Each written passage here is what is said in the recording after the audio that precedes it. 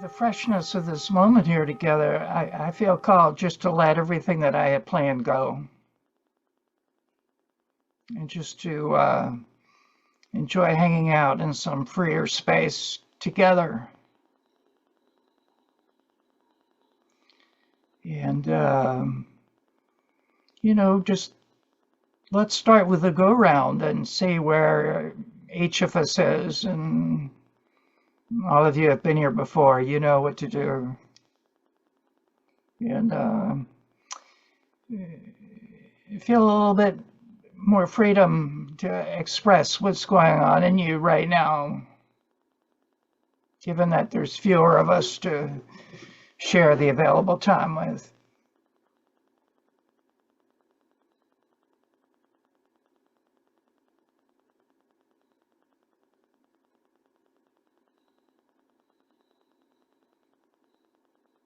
I can go first. I'm in a new space. I moved at the beginning of the month in with my partner, Mary. I have a new room. I have a new shed, like two landing pads, so to speak, to inhabit. And it's a period of adjustment. I'm going through a big period of adjustment. Mhm. Um, and wondering how well I am doing Mhm. at cohabitating Mhm. after living alone for so many years. It's different, way different. Way different. I can't even imagine, Frank. I feel Yeah. a deep understanding. Wow. So that's what's going on in my life. Hmm. Okay. I'll actually piggyback that because I can really relate strongly, Frank, to what you're saying about such a huge transition. And I hear you and empathize with you as you share that, just hear that. And you all have heard me speak to my transition. I am really pleased to say I am home in Charlottesville, Virginia this morning, and we'll be here for the summer. And I'm taking in the changes and adjustment, and being here feels so filling. I mean, from every turn, from just driving down the street to connecting with friends and contemplating how I will pack up my house. I feel very filled. I yesterday had the opportunity to actually go to the wedding celebration of Susan Thazinga's daughter, Pam. So I was at the Thazinga household and saw many pathwork people, and that was so nourishing. It was like a life review because, I first came on the scene when in 1979. So I saw my old helper and various other friends. And so as I'm closing out this chapter, it just felt so important. And I'm slowly getting clarity. It just feels like about direction. I'm also getting over cold. So the first few days I arrived, I was sick, but didn't really get in the way so much. But I'm books, where's my mind going to go in this next chapter? I'm feeling some clarity, slowly arising clarity.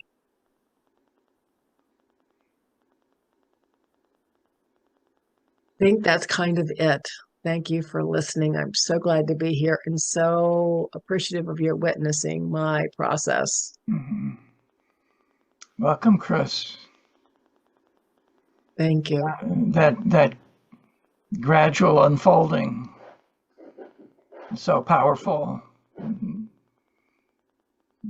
We don't know what's coming next. We just turn to it. Okay, and you. Yes. Beautiful. Thank you.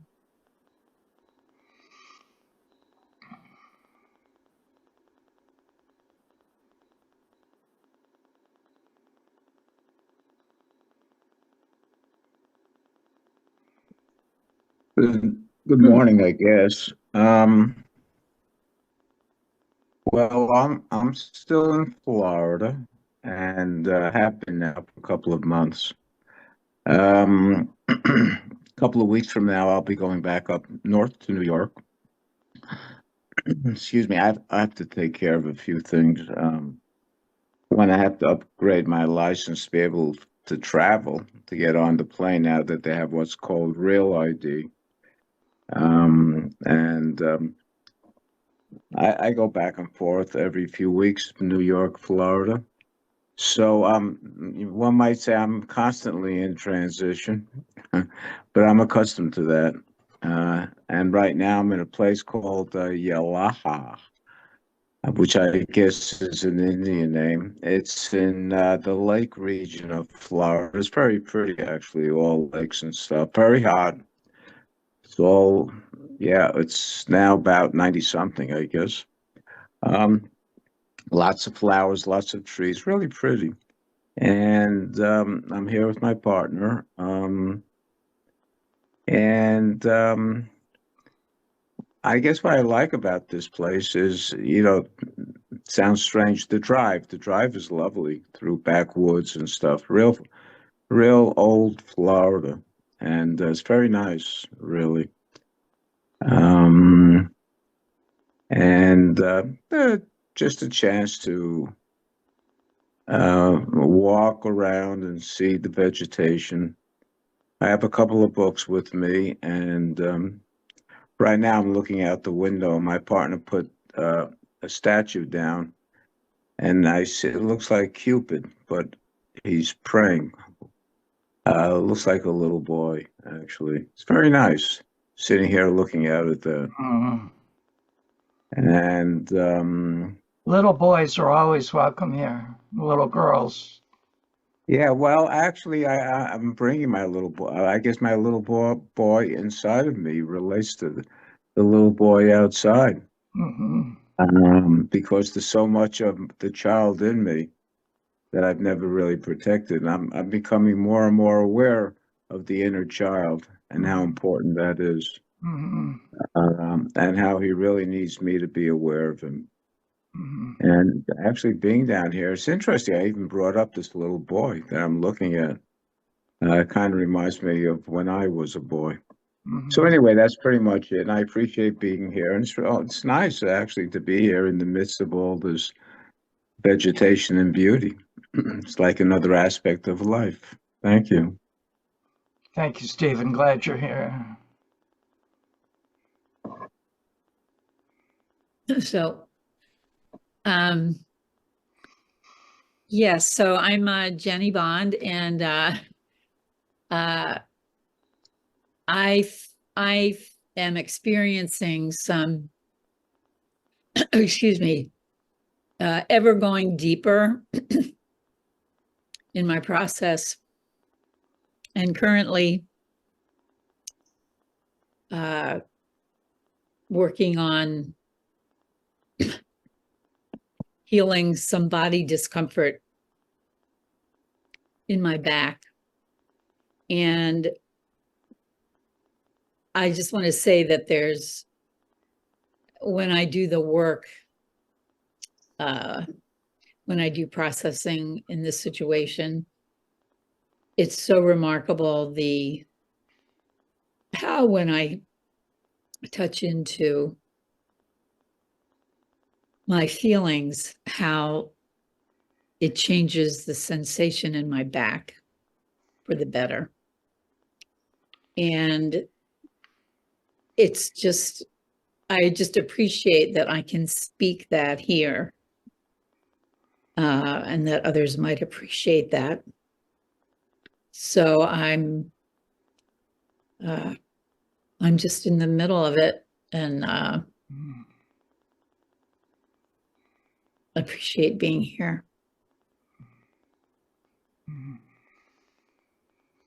Welcome, Jen, just as you are. Thank you. Mhm.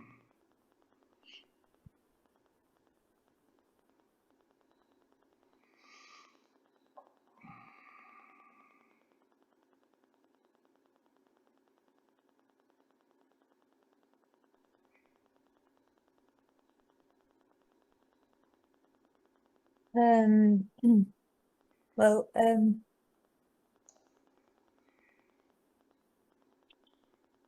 what I see and what I sense into in my process is a sharpened sense and realization of unity and duality, and life and death,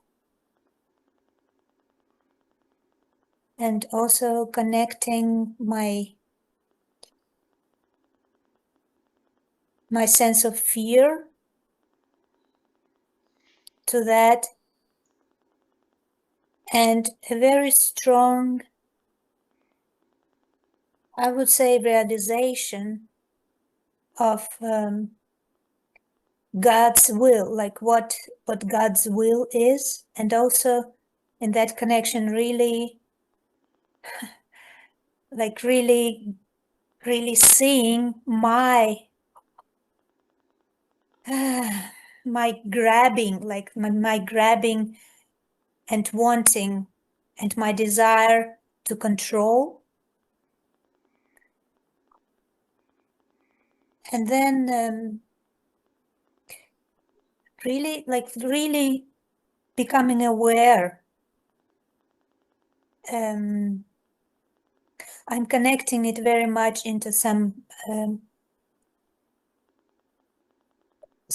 that I have been dealing with, and it's close to my family, so that's why, I guess that's why I'm so much affected by that. And I really sense this, I don't know, I would describe it as a very enhanced and very sharpened and strong, like strong sensations. Like it's all about it's like when you're facing something, it's much more of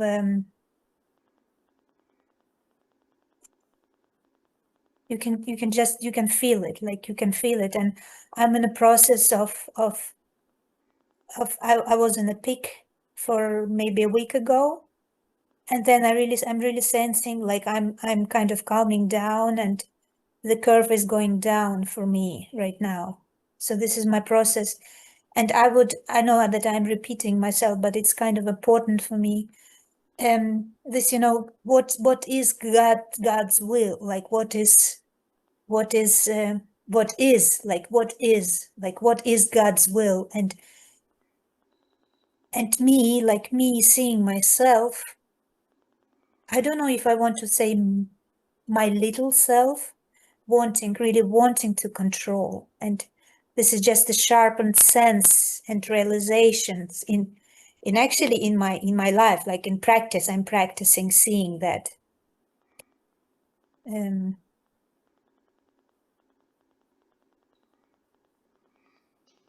Wow. Yeah. Feel some of this energy moving around the circle. It's here for each one of us, right? That's what we do together.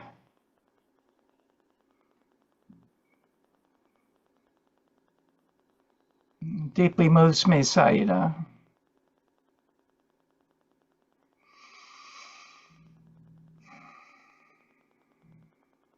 Anything else you want to say from this place? Just being thankful and grateful for connection. Yeah. Yeah, we're thankful to have you here.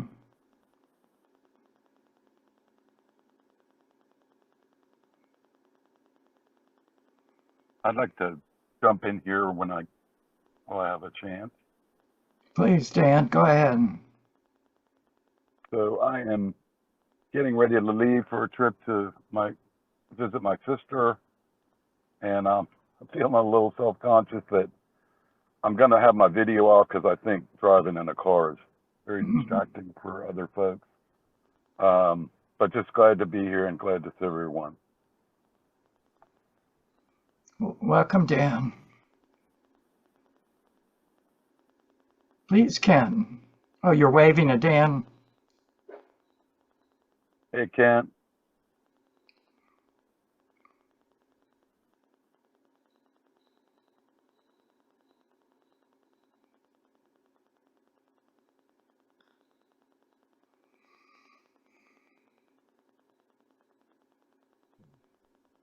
Hi, I'm Esther, and I'm from Swampscott, Massachusetts. And sorry I was late. I set my alarm for 11:55. So I notice I've been slightly ungrounded this past week. I thought Wednesday was Thursday. And so it's just been noticing how I get ungrounded and then how important it is to ground. I'm on a great journey, like to connect with my inner child, who was mostly in my memory as a miserable. And so, I can see why I would get ungrounded every now and then with connecting with my inner child and totally accepting and loving that inner child.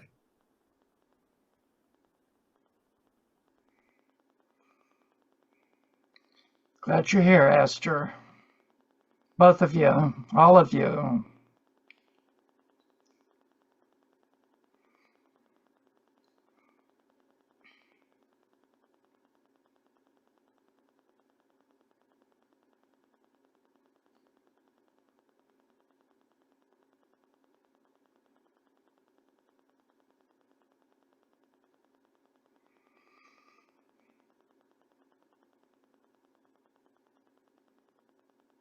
Okay. Can you hear me, or am I on the video? We can hear you, yes. Okay. Well, I can, I mean, what Esther talks about resonates with me, trying to get in touch with my inner child, because my whole life has been highly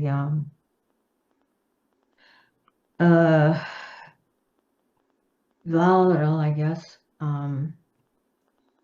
And I don't think I still don't think I know how to get, calm down completely, or my body hasn't learned how to do that yet. I don't really have a lot.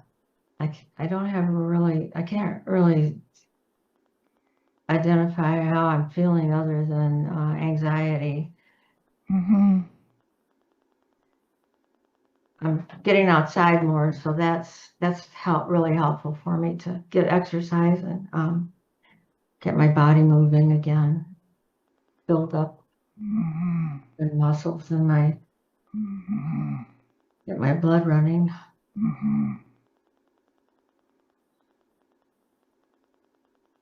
Welcome, Kathy.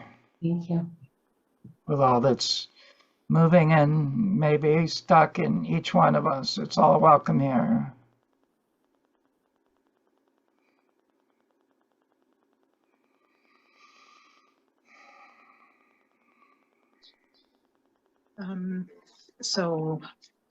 My name is Sandy, and I'm in Minneapolis, Minnesota, and it's really beautiful outside. Everything is green, very green after a couple of days of rain. And I'm not sure what to say about what's going on with me. I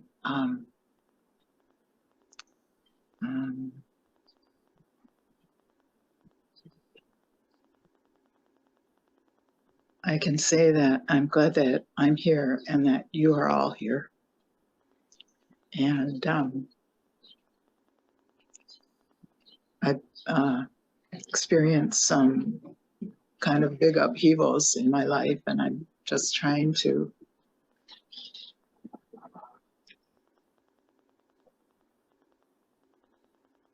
kind of make sense of everything, and feeling a little numb in the process. And so even more glad to be here.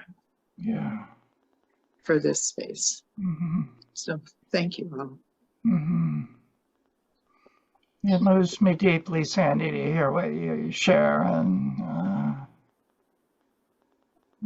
we're really here with you as you navigate these upheavals. It's a powerful word, right? At times we're just hanging on. The next,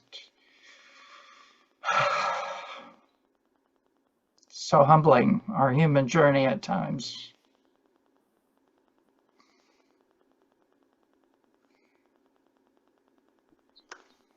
Thank you. I just want to say that that's a big part of the battle, to just find that humility to be with it. Yeah. So thank you, Brian. Our humble humanity.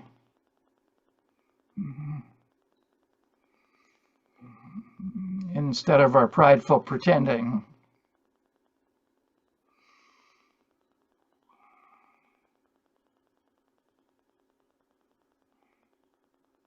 Well, I'll join in with this gathering of inner children.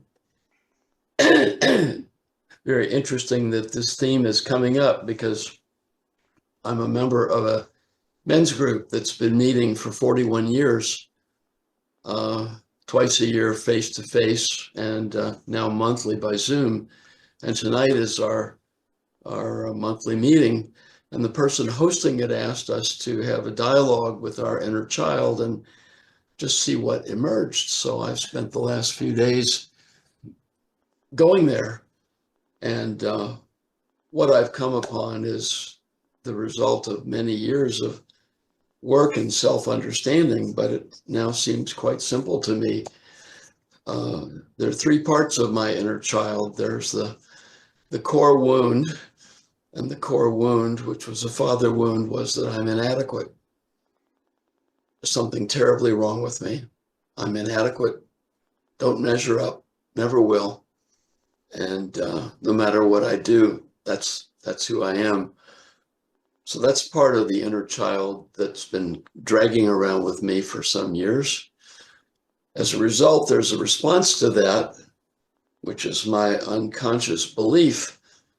My unconscious belief is that I've got to do something about that. I've got to struggle. I've got to work. I've got to strive to improve myself, to perfect myself, to be better in order to be lovable, so that maybe I could be worthy.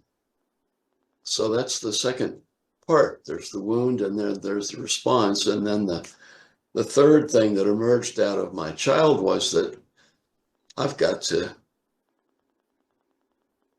save the world.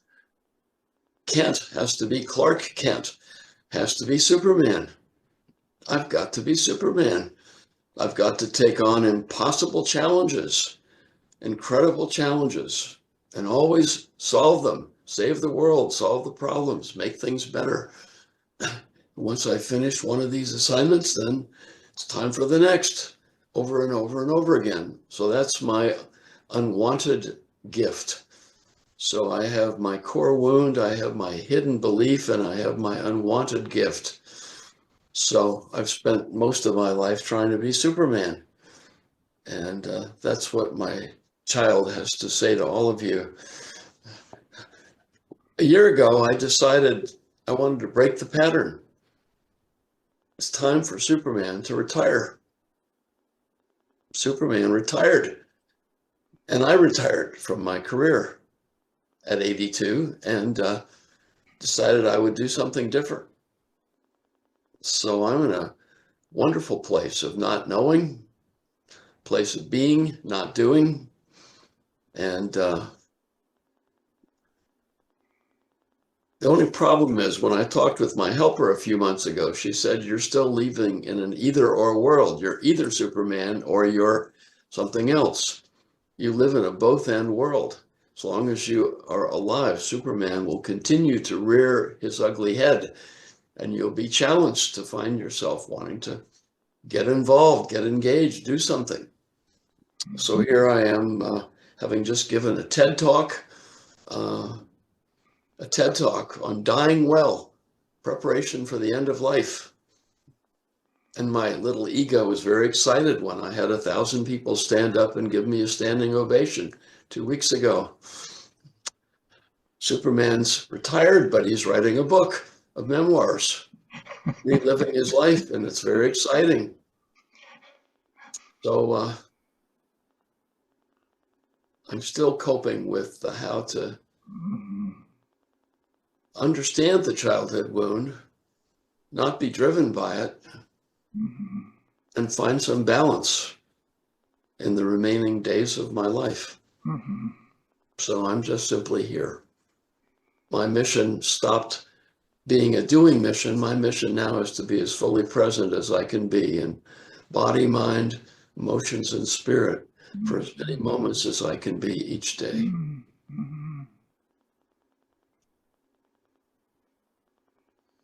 Beautiful, Kent.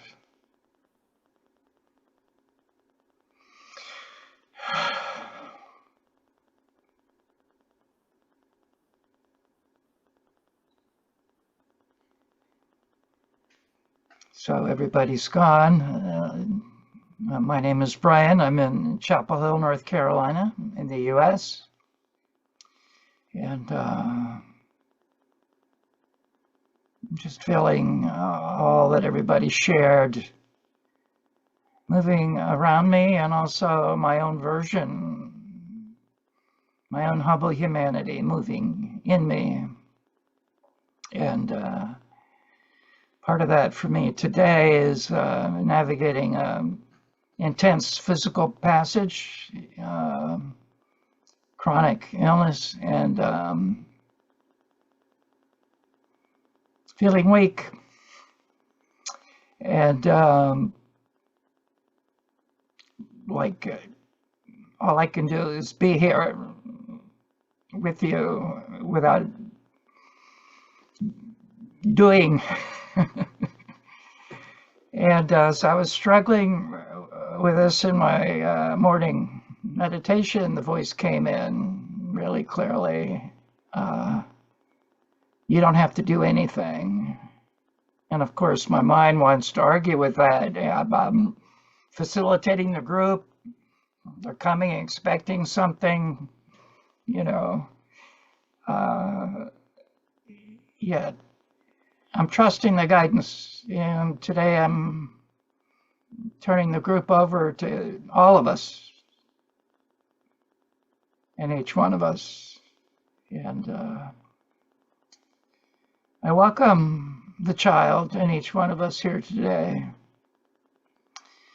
And I'm struck by the similarity of unworthiness, not measuring up, not being enough, not knowing what to do, not feeling safe. These are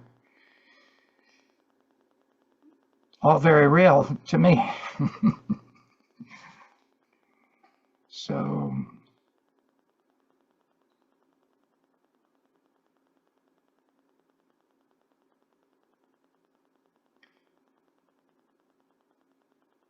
let's leave the floor open here, and at times, if you need to, just close your eyes for a few moments here and there, just to drop into what's waiting to be said, to be heard in you, that feels the safety of our container here together in a way that may be easier to connect with whatever that next layer deeper is inside right here than when we're going through the day-to-day ins and outs of life and taking care of this and that.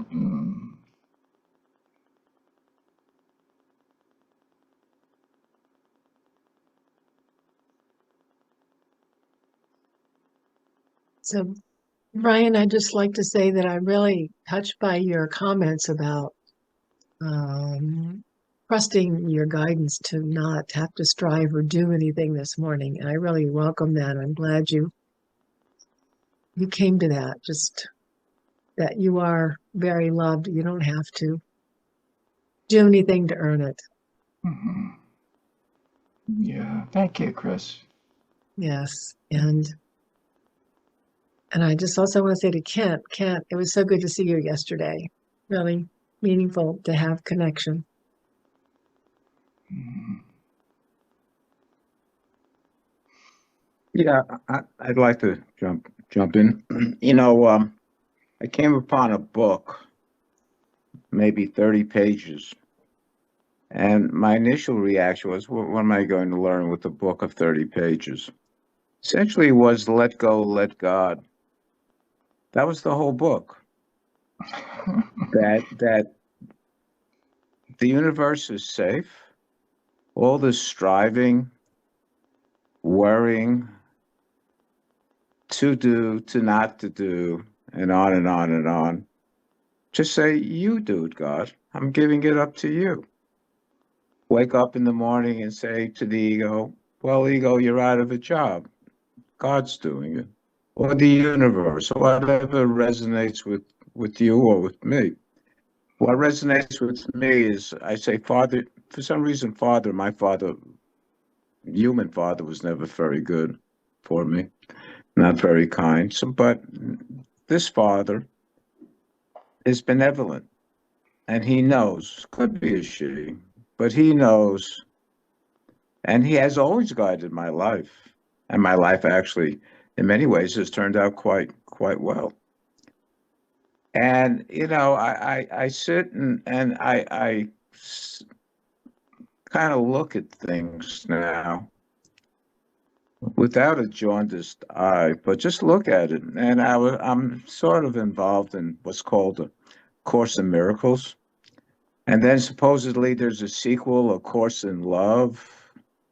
And I'm thinking to myself, well, you know, a course, all these courses, that seems rather weighty because I've had courses in my life, tons and tons of courses. Is that what life is about, a course? And then I have that book, A Course in Miracles. Actually, I had it. I used to live in Santiago, Chile for many years, number of years.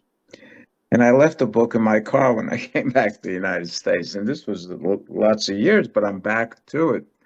And I'm thinking the book is like, I go by weight, like 10 pounds. So I really need a 10-pound book to tell me how to live. Versus this little pamphlet, I have to say, just says, hey, you know what? Get the ego out of the way. Wake up in the morning, say, hey, Father, Lord, whatever works, universe, do it for me. You direct me. I'm waiting. I'm really waiting. And I think it was Meister Eckhart, if I'm pronouncing his name right, said, let go and let God. Sounds really simple to me. And I've been really practicing or trying. It's very hard. I didn't grow up with that. I grew up with go to college, take a course, see Brian Stokes every end of month Sunday or whatever happens. And that nothing wrong with any of that. I'm not condemning it. And it all feels pretty good. But at the end, when this is over, in an hour and a half, I'm back with myself. And then who guides me? Do I need guidance? Well, not about needing guidance. It's about being guidance. Just being one with guidance. And that's really a profound thing for me to think of. And I'll end with this, actually. So, you know, I see a lot of, I guess you call it serendipity or synchronicity. And I'm looking out again at this Cupid sort of thing that my partner put down. And it's lovely because he's praying.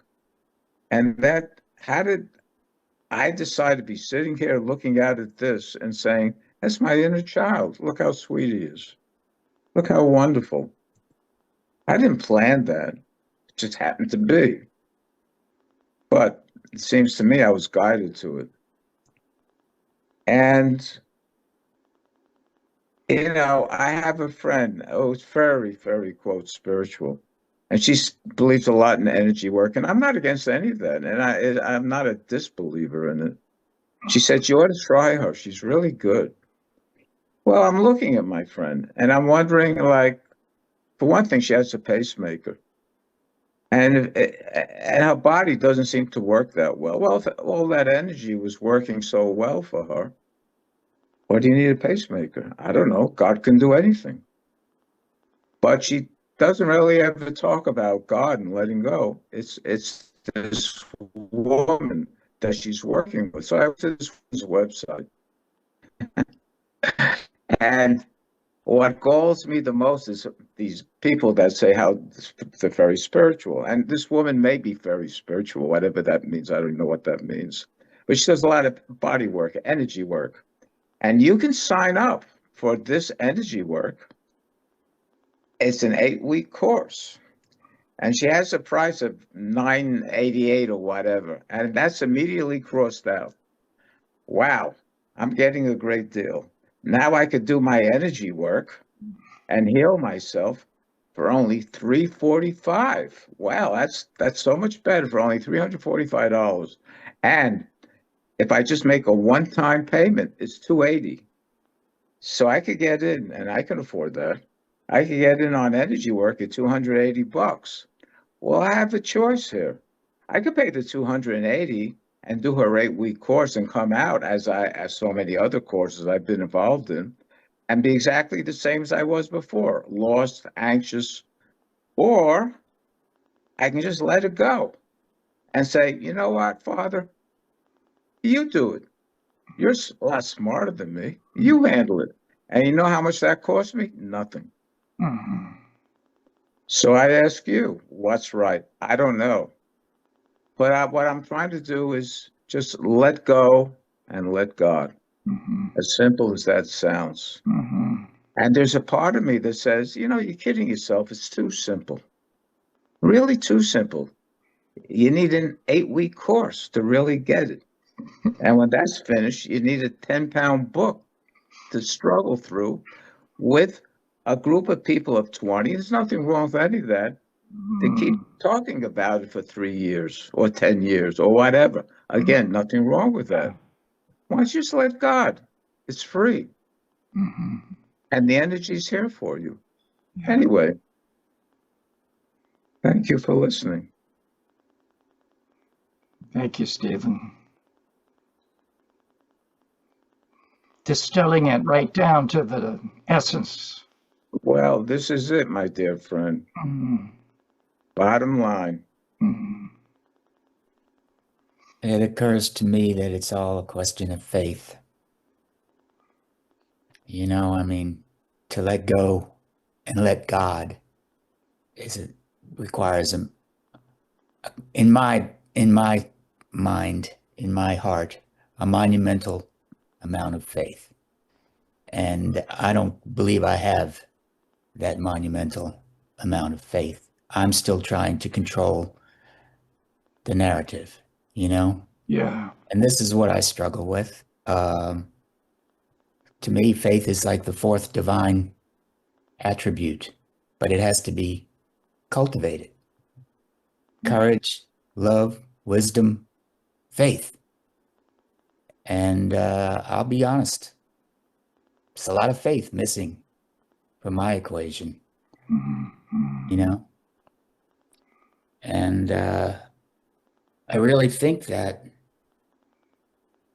if I had more faith, I could hold everything differently.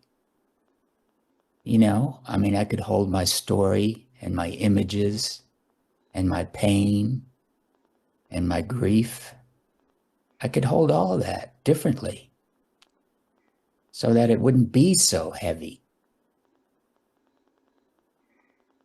But it's a question of faith at the moment.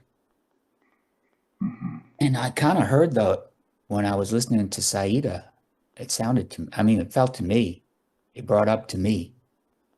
It sounds like Saida is like talking about the faith that I'm struggling with, you know? I don't know. Only Saida would be able to respond to that. But, you know, I've been going to a therapist and I keep saying to her, I need to hold some things. I need to hold some things in my life differently. And I don't know how to do that. You know, it's interesting. When I came to Pathwork, I had my story and my images and my pain, and I didn't understand it. And then came the idea that, okay, you're going to keep doing this over and over again until you tackle the challenges of your character defects. And this is how you're going to tackle those challenges. But Yeah. it was enough at the moment. It was enough for me to be like, to actually see it from a different perspective. It was like, okay, I have pain, I have all of this stuff, and now I have this method of believing that I'm a soul in a human incarnation with a mission. Up until that point, that didn't even occur to me. I'm a soul in a human incarnation with a mission to tackle some character defects to get myself a little closer to God. I keep losing track of that. And I feel, honestly, right now, I feel that faith is the missing link. If anybody's got any insight on that, I'm all ears. I was going to say that I changed my goal point to something that is timeless. You know, my philosophy at this point is that every lifetime that we have is an opportunity to develop our whatever we are, which is a lot more universal and esoteric than we're ever taught. So you have to shed all that stuff that shapes you growing up, besides all the other stuff, all the other problems. But I don't have to worry about accomplishing anything in this lifetime except to keep going, just keep looking toward the higher goals that I hope to arrive at. And you know, there's a lot of them, and they're pointed out in Pathwork messages. Anyway, my life, it just keeps changing from one to another, and whatever is grabbing me at the time is the one that I'm working on. And it's very satisfying when I learn something, because then I notice that I do advance. My whole point of view will change to something greater that I never recognized before, and I wouldn't have been able to recognize it if I hadn't gone through whatever process it was that I just went through. So I have a lot of resources,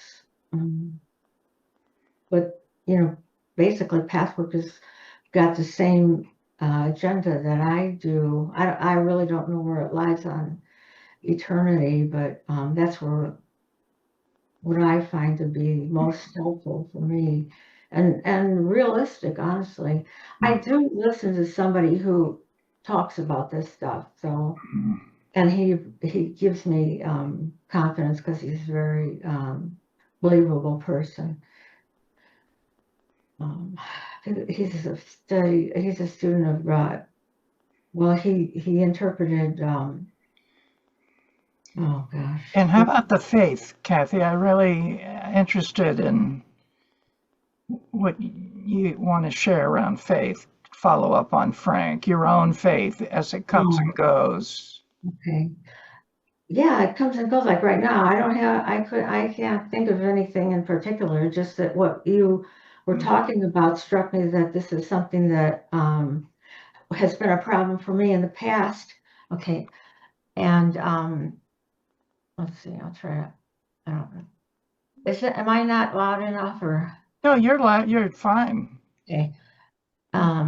Just you reminded me of what my resolution to that feeling like stuck or whatever is, that I have found a goal that is much farther out that I think is highly valuable to me, and it gives me it doesn't give me a time limit, and I find that the resources are coming into my life and that they're useful, and when I practice them, different things, and most of my information comes from different experts in these different fields. So anyway, that's what maintains my faith. But as far as being stuck in the present, that's always a problem. Mm-hmm. So does that mean anything? Yes. Yes, it does. Thank you, Kathy. Okay. Let's hang in there with faith. Saida. Well, I would like to follow up what Frank was talking about and connecting like faith to what has been shared here tonight. I guess for me, what's coming up for me is a bunch of questions which I not necessarily have some answers on.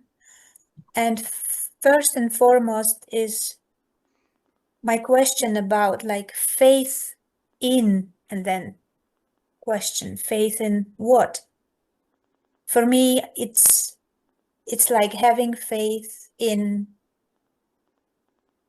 Binah universe, and I was mentioning God's will and having faith in whatever is happening is for the development of my spiritual being and how I respond to that and getting myself to know, and having faith in my resources and me being in a flow, instead of and comparing with, for example, thinking about future, projecting some things which not necessarily will happen and getting anxiety because of that, or maybe reflecting back on my past and also being anxious about something that has happened and already gone.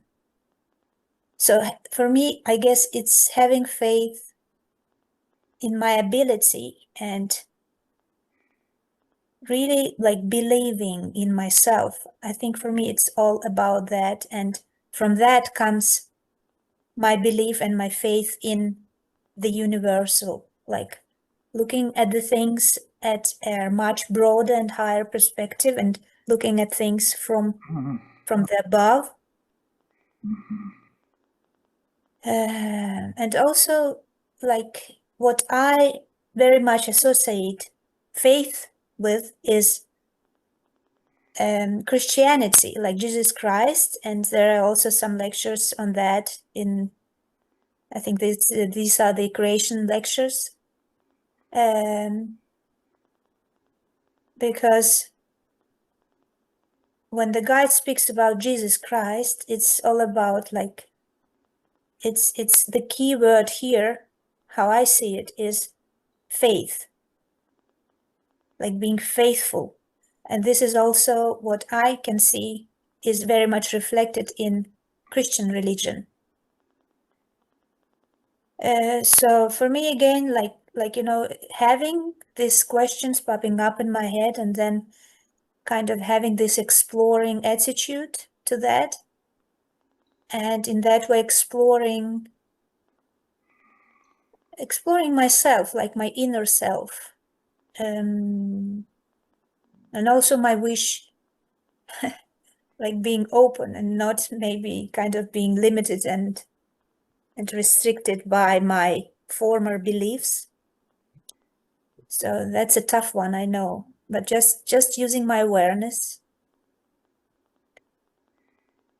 Yeah, I guess I'll have to breathe out now.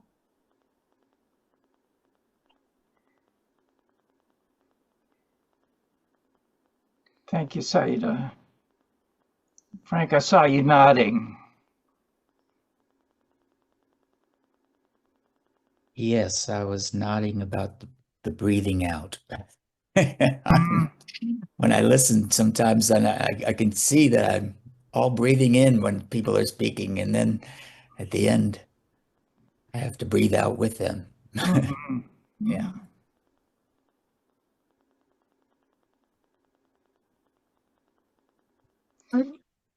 I'd like to speak about faith. I think what I'm using to develop or enhance my faith, which is, always a challenge, but I feel very comforted by writers who write about who are bringing science and metaphysics together. I feel really comforted. It's like these voices that are saying, sort of, I feel like, oh yeah, it really is true. There is a spirit. There is a God. There is something beyond this 3D world, and that brings me comfort and helps me with my own process, which is always in process about faith. Like, oh, I can believe in this. It's true. Voices like Deepak Chopra, voices like I'm reading currently Thomas Hubel. I'm not sure I'm saying that correctly. That's correct. Yeah. Okay, and Alexander, Ibn Alexander, the neurosurgeon who had a near-death experience, and reading also about near-death experiences. So those are some of the ways that I help enhance my faith, and I do feel like, oh, it's true. I can breathe. I can trust what I'm led to. I'm not, I feel drawn to do this. Oh, you mean I can trust that? That's sort of how it works for me.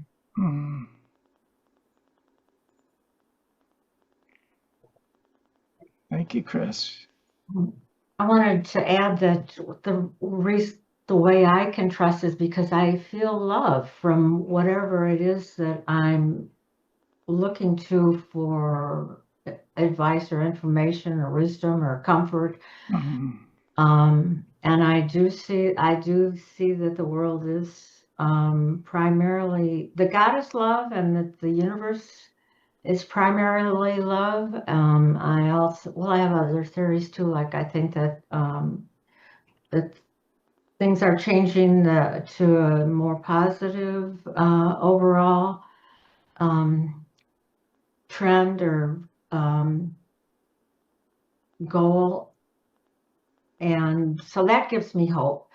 But that's what helps guide me, and that's why I'm drawn to certain people, because I get that, that good feeling of love and comfort from when I listen to what they say. It sounds right to me. Thank you, Kathy. Yeah.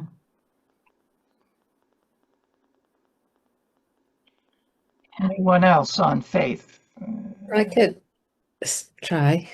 The hardest time for me to have faith is when I feel hurt by others. And like I'm in touch now with how I feel an indignation from that. And also the fear or uncared for. And so as I go out and evolve from some or become whole person from some of this, I also allow God to have his say too. I guess it's just leaving space because that's what's going on anyway. So I feel like I can go and have my thoughts, have my feelings, work on it, but at the same time, I'm not going to always get my way, and just allow for things to take place. Mhm.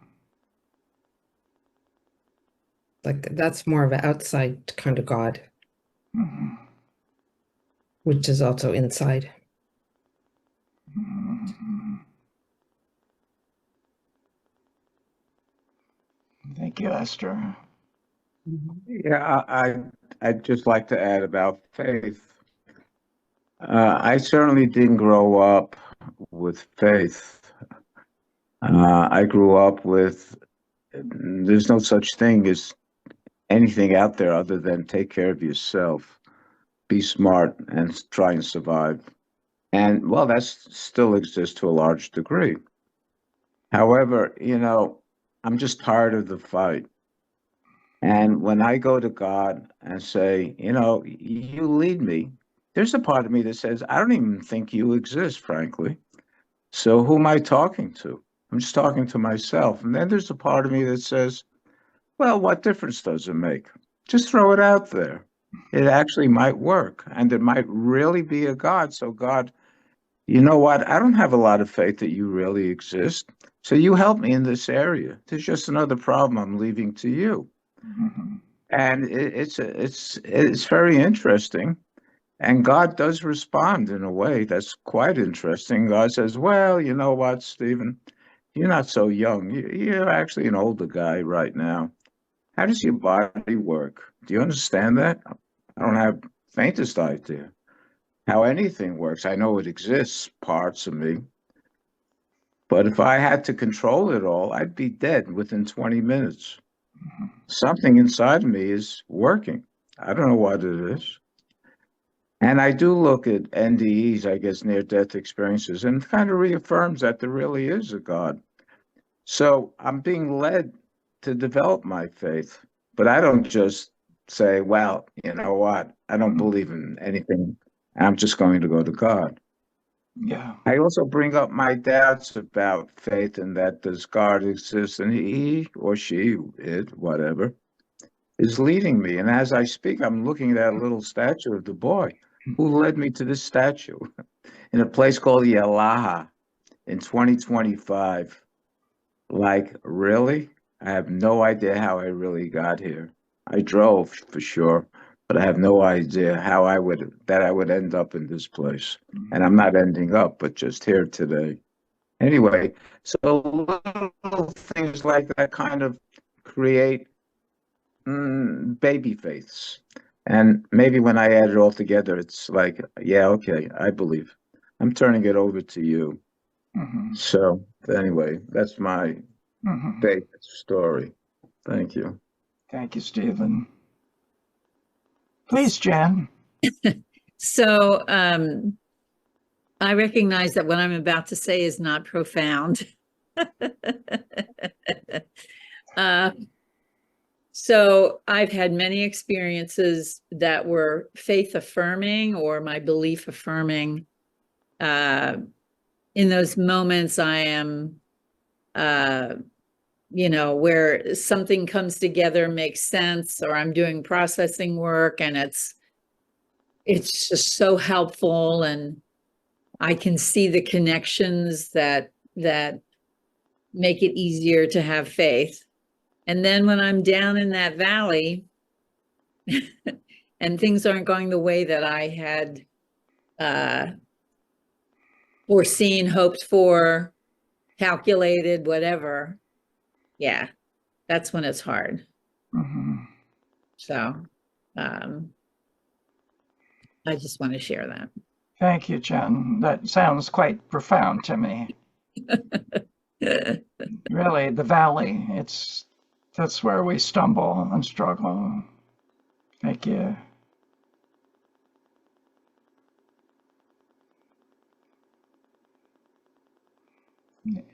Anybody else want to say and share anything about faith in a personal way for you?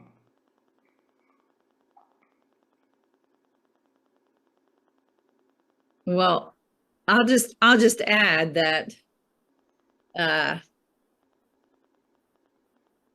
if anyone has any idea about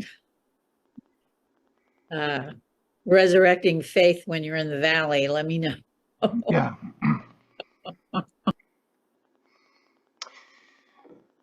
I'd like to share about faith, and if you haven't spoken yet, it's not to close you off. Please speak up freely. So, yeah, you know, Jen, what you just said about being in the valley, Frank, what you shared, touches me deeply because I have plenty of this. And I'm also in this place of my own struggles, really skeptical. You know, it's all the skeptical part of me says it's all bullshit. There's nothing except you and your pitiful life until it's over. You know, it's pretty harsh and pretty cruel. So, you know, I'm like some of us here, I'm in the later stages of life. I'm 76. My diagnosis adds an element that makes me want to come to like whatever understanding I can come to around, you know, what the experience of being a human being is underneath all this crap that we struggle with. So, you know, when that word faith, it implies it's faith in something out there.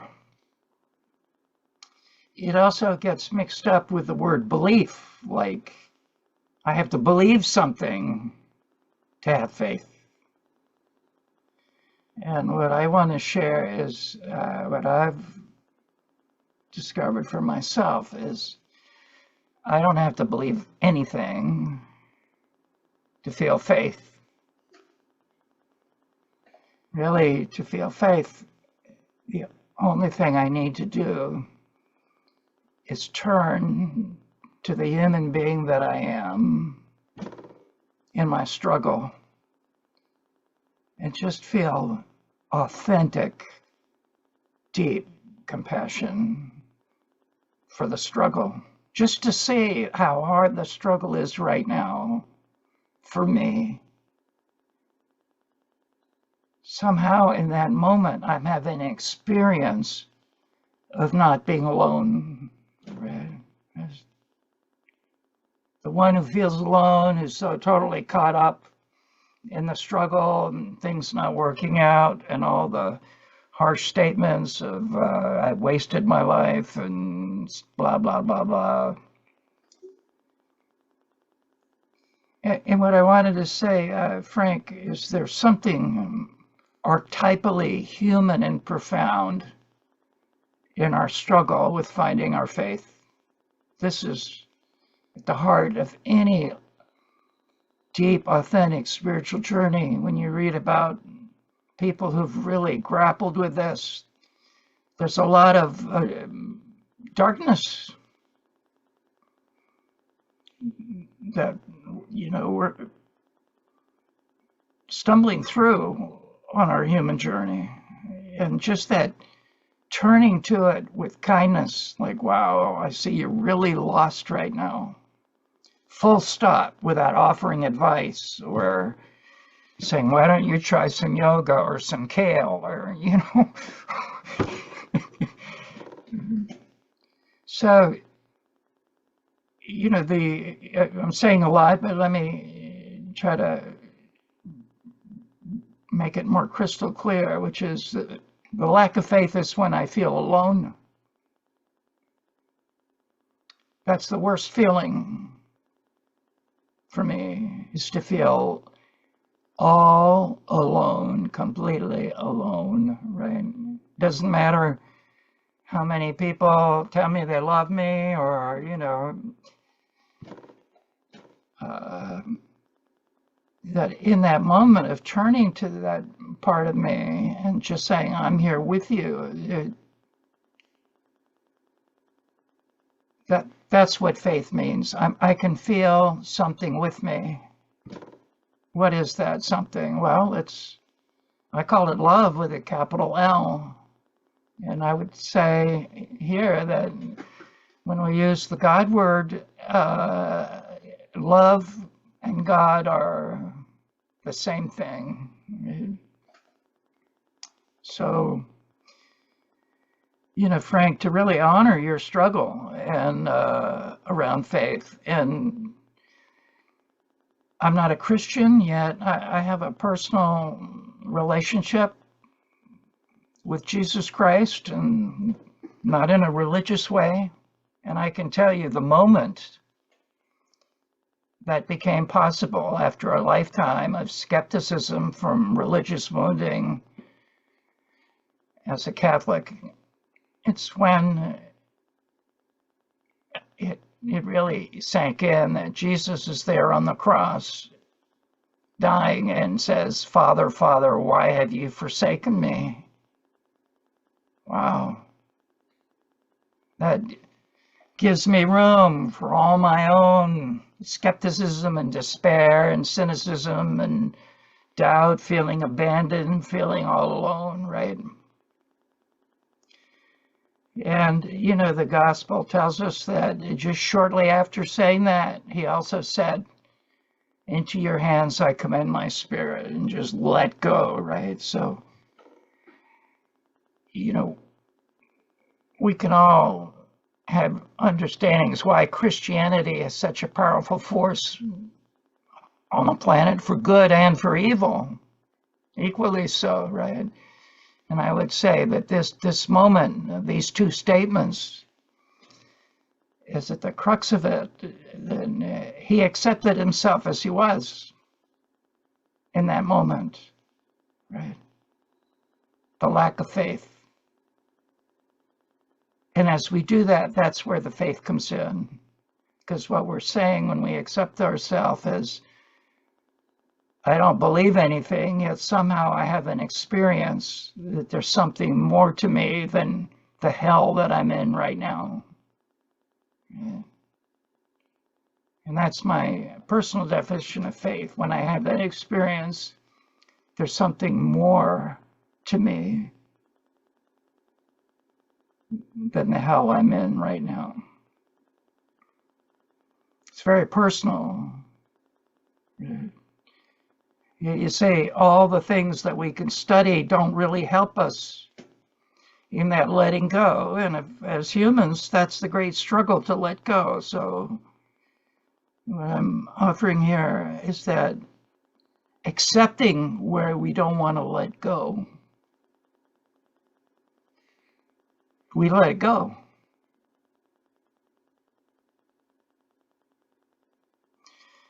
Some of you have already heard me say this story about back in the 18th century when the Quaker movement was very strong.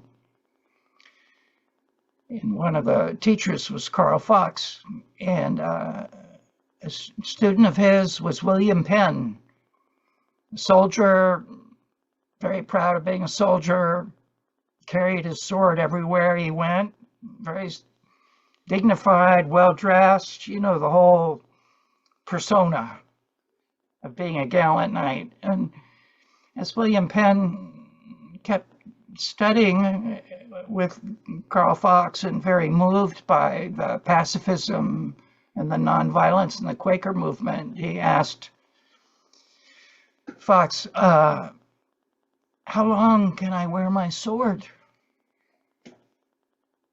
And Fox answered, "As long as you can." Right? This to me really captures that. How long can I stay in my doubt and my unwillingness to surrender to something deeper than just what's going on inside of me?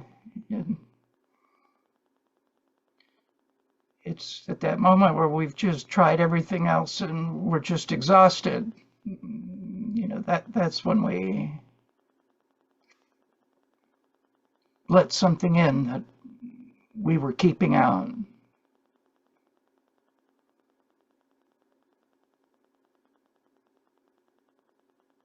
So I guess I could say it's not even faith in God, it's faith in myself, yet it's not even in myself, the persona, the character, the body. It's like whatever this gift of life is that I've been given as is, right? Not how I expect it to be or feel it has to be for me to be acceptable.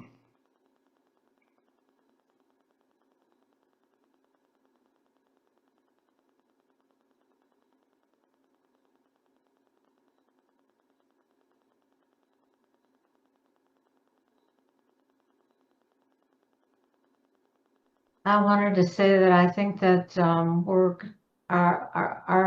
we're given expectations that are just unrealistic. Everybody is. It's hard to find anybody who has any, to me, realistic outlook on what we were born into, because everybody's been told, you know, by their parents in the school, you know, this is the way it isn't, but then you find out it's not. And the way I found out is I had a breakdown. It took me 10 years to get through it. And it was through my faith, you know, in the church that led me the wrong way. And I lost my faith that 10 years. And then when it came back, I started to experience a joy. And that to me was a sign that this was I was on a good track, and I was with people who were kinder and not out to hurt me or take from me. But even that wasn't, had kind of a false bottom to it. And so that I'm pretty much on my own with who I look for to give me advice. And there are people that just have more of an outlook that it's a big universe and we're all part of it, and we're not stuck in this world. We're not stuck in society, and we're not who we were told we are, and you just have to find people who ring a bell for you. I mean, this I don't like to be giving advice, but that's what I did. I just found people who I thought, this really feels good to me, and I don't, until I hit a stopping point, then I just stick with it. And I found things that haven't, you know, fallen flat on me. But it did take, you know, that breakdown that was extremely traumatic. That did take 10 years before I even could come out of it to join society again. So I don't know if that's what you have to do to overcome the present. I don't think it is. It's just all in people, you know, it's your personality, I suppose. I don't know. Thank you, Kathy. I was thinking a lot of things about everybody, what everyone said and what Frank said. I read something this morning, I think, and I have to paraphrase like the whole thing because I don't remember. It was something about Chu En-lai being asked a question, and I don't remember the question. I think the question was something about, it might have been something about who do you think is going to win, or what do you think the outcome of the war is going to be, or how long the war is going to go on. But I really don't remember. And I remember whatever I read was that Chu En-lai, he paused for a long minute and was, I think, smoking a lot, and responded that his response was too early to tell. So I don't know. I kind of thought that applied in some of these cases, at least. Too early to tell. Yeah. I found that a helpful bit of information to read, because Especially with what you're going through right now with your upheavals, right, Sandy? yeah, Because the mind Um, wants to say what a catastrophe it is. Well, of course it's bracing when our life is turned upside down. Yet that there's some faith in that. It's too early to tell. Hang in there. We'll Yeah. see. To be discovered. That's what I'm getting from what you're saying. yeah, there's more that we don't know. There's more than we, can't possibly predict the outcome. yeah. Yeah. Yeah. I can feel the opening that creates for you, Sandy. Thank you. Mhm. That's a good way for me to respond to the part of me that says it's over. It's all over now. It's too early to tell. I Thank you. would, okay. Jen, go ahead. I would just add, stay tuned. Stay tuned. I like this. Yeah. Yogi Berra said it ain't over till it's over. Perhaps staying tuned or keeping on is actually an expression of faith. Mm-hmm.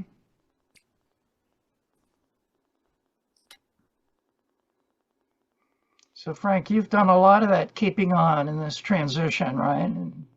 Huge transition taking you Yes. a long time and a lot of work. Yes. And, I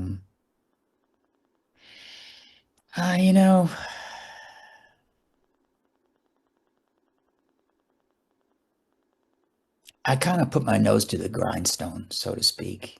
And a lot of it was distracted behavior. Let's just keep getting the job done. Lest, the job, lest I become incapable of getting the job done, so to speak, One thing I would say, though, about transformation is, and possibly it's connected to faith, is that when I start having a different reaction to the same trigger, then I'll know that something is changing.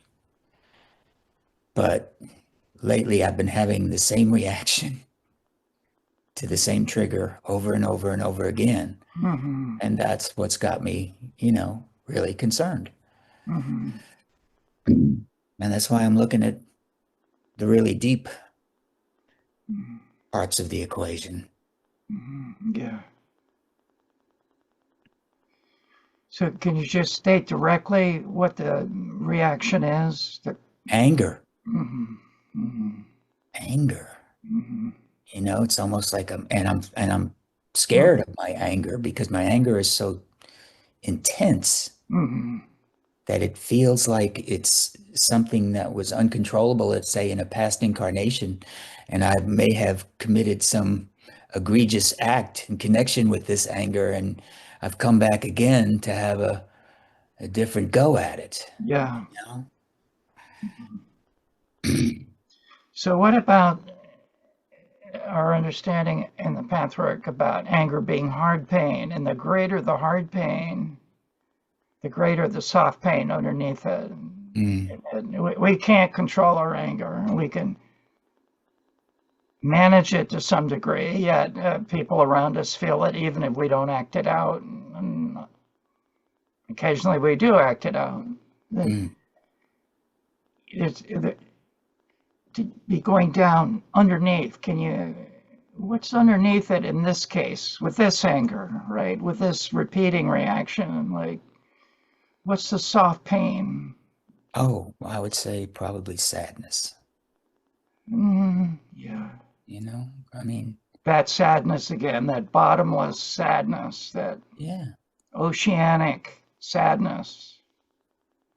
Yeah, and a sense of helplessness too, also, that I can't I can't fix a situation that I feel like I have to fix in order for everything to be better in my life, you know? Yeah. Mhm. Yeah. I can only hold it in a different way. This is what I keep saying to myself. If I can figure out a way to hold this in a different way, then I could have some kind of a transformation, some kind of a breakthrough Yeah. around the thing that keeps triggering me into my anger. Yeah. So consider the child is saying, I have to fix this. Yeah. Like Kent was talking about. Yeah. And the child is saying, I have to fix the this. world. And I have to fix the world. you Yeah. have to fix the world, right? Yeah. Yeah. So what, as you turn to this child and see what this little guy is trying to do, what do you notice moving in you on the feeling level as you look at him? Mm. What comes up that you want to say to him, like from the heart, you know, just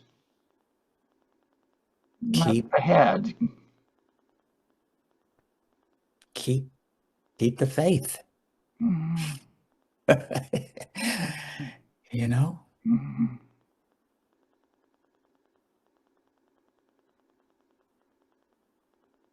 I have to fix it. I have to. Well, I mean, that's my go-to. But more and more it's like I know I can't fix it. So, Yeah. you know, I'd be Right. So now I have to hold it in a different way. you see, there's a relational piece here between you and this part of you, this child part of you, right? This part of us needs something it's not getting, so it just keeps yanking the anger lever, right?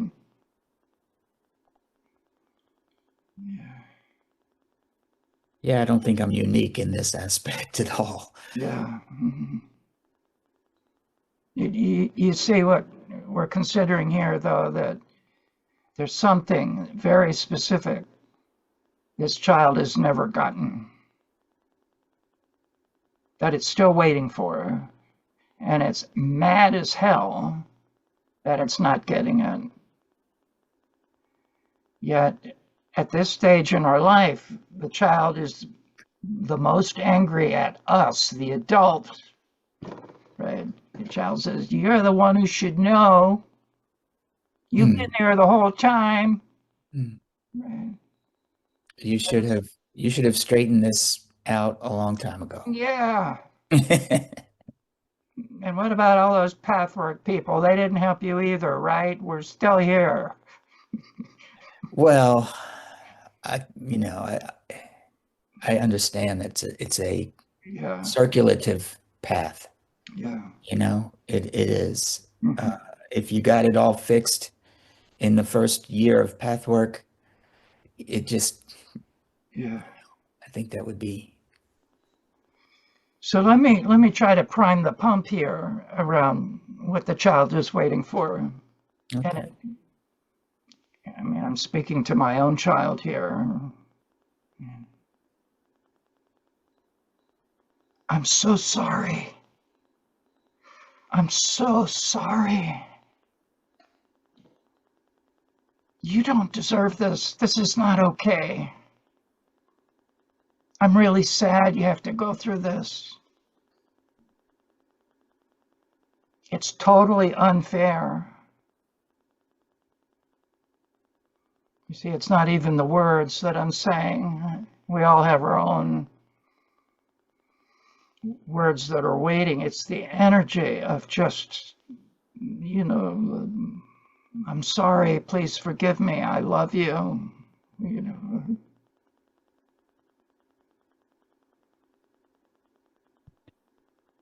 Well,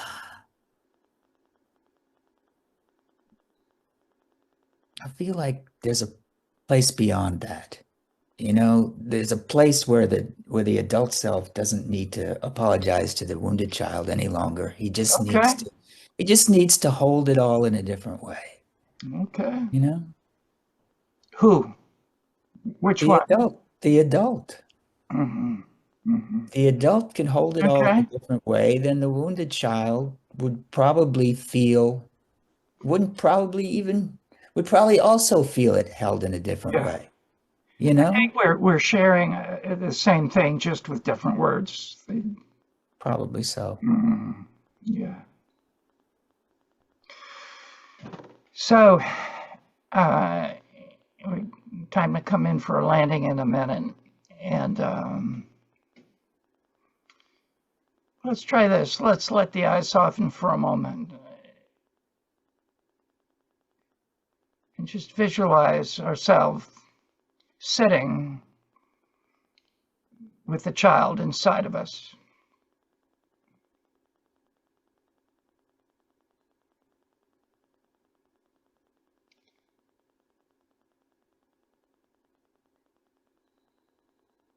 And saying these simple words: I'm here with you. I'm here with you.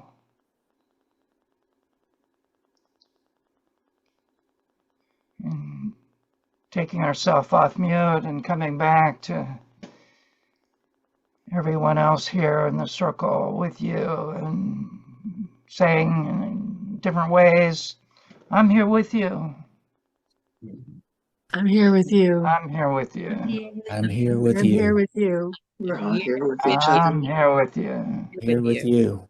We're here I'm here with together. you. I'm really here with you. Here. Yeah. Thank you, We're here with everybody. you guys. You're beautiful, and I love you.